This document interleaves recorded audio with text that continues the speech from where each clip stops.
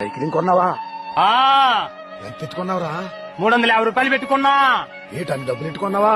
మరేమనుకుంటున్నావు? మా వంశం జమీందారుల వంశం. ఈ సైకిల్ నేను దొక్కుతాను, నా కొడుకు దొక్కుతాడు, నా మనవులు దొక్కుతారు.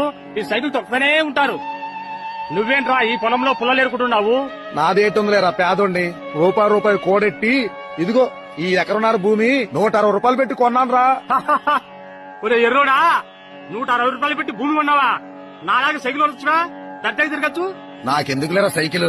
ఈ భూమిని నేను చూసుకుంటా, నా తర్వాత నా కొడుకు చూసుకుంటాడు, ఆ తర్వాత మనవాళ్ళు చూసుకుంటారు. అలా సాగిపోతూనే ఉంటది. హలో, తొందర 1.5 పంపించు. ఏంట్రా కోటి గురించి మాట్లాడుతున్నావు? ఆ రోజుల్లో మా తాతగారు 160 రూపాయలు పెట్టి పొలం కొన్నారు. అందులో అరెకరం 1.5 అమ్మేశా. దాని గురించే మాట్లాడుతున్నా. మీ తాత దేవుడురా బాబు. మీ తాత నీకు కూడా ఇచ్చాడు కదా సైకిల్? ఇచ్చాలే డొక్కుల సైకిల్. మా తాత తొక్కాడు, మా బాబు తొక్కాడు, ఇప్పుడు నేను తొక్కుతాను. దొంగనా కొడుకు మా తాత.